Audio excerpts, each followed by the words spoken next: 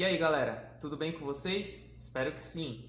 Hoje a gente vai falar sobre conflitos étnicos e religiosos no continente europeu. A gente tem que entender a relação que os limites territoriais têm com o poder que há no país, o poder do Estado. E para entender esses conceitos, eu postei um vídeo na semana passada, que eu vou deixar o card aí para vocês assistirem, para você entender um pouco melhor dessa relação. É importante entender que um país normalmente ele é formado por diversas nações, grupos étnicos e culturais e até mesmo religiosos diferentes. Assim seria o mapa do continente europeu se a gente dividisse de acordo com as características étnicas, religiosas, culturais que existem entre os povos europeus. Se nós levássemos a diferença cultural, étnica que a gente tem no Brasil, a gente sairia de um mapa de um país totalmente unificado para um país totalmente fragmentado. Porém, isso é muito perigoso porque pode causar a xenofobia, que é o preconceito ou discriminação com pessoas de outras regiões que não fazem parte da nossa. Ou seja, nos torna muito intolerantes.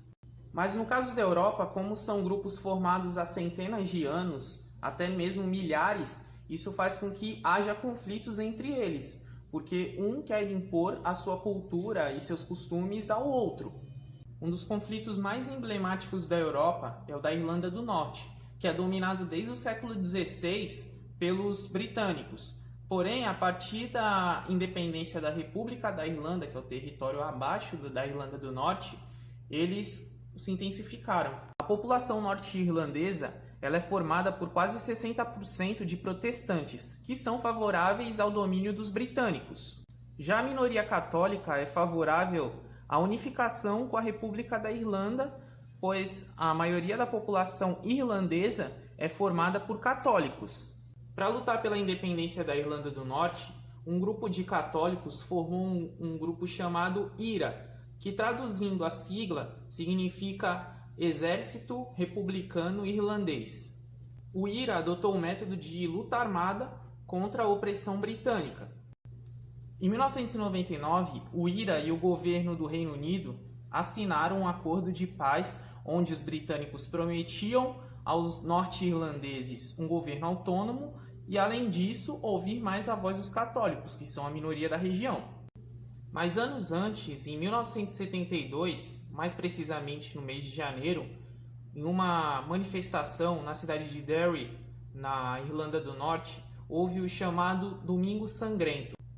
O que era para ser uma manifestação pacífica, onde os norte-irlandeses criticavam a prisão de alguns cidadãos por simplesmente o governo britânico acreditar que eles fizessem parte do IRA, acabou em um tiroteio com 13 mortos e 14 feridos. Este conflito, como vários outros que ocorreram, levaram à morte de milhares de pessoas na Irlanda do Norte, sejam eles católicos ou protestantes. O caso da Espanha é ainda mais conhecido e ainda mais grave, porque além da nação espanhola, existem outros grupos étnicos que fazem parte da população do país. E estes dois aqui são os mais conhecidos, a Catalunha e a região do País Basco. A Catalunha é a região mais rica da Espanha, detendo cerca de 20% de toda a riqueza que o país produz. Além disso, eles têm a própria cultura, a própria língua, que isso reforça o movimento separatista da Catalunha. O governo local, por diversas vezes, já tentou fazer votações, no caso referendos, para saber se a população realmente quer formar um estado autônomo. Então, eles buscam isso por meios legais e democráticos, para saber o que a população realmente quer. Já o País Basco é uma região que fica no extremo norte da Espanha e também pega uma pequena parte do sul da França. É uma região com cerca de 3 milhões de pessoas e a principal cidade é Bilbao. Essa região sofreu bastante com a ditadura de Francisco Franco. E para lutar contra uma ditadura, eles resolveram pegar em armas. Então eles formaram um grupo chamado ETA, que traduzindo da língua basca significa Pátria Basca e Liberdade. Esse grupo realizou diversos atentados terroristas por toda a Espanha, porém, agora no século XXI, eles resolveram abandonar a luta armada. No vídeo sobre nação e território, eu falei um pouco sobre a relação que o Clube Barcelona tem com o movimento separatista da Catalunha. E no caso aqui atrás vocês veem o Athletic Bilbao, que é um clube da região do País Basco. É um caso bastante interessante porque eles não contratam jogadores que não tenham nascido ou que não tenham um mínimo vínculo com o País Basco, com a região do País Basco.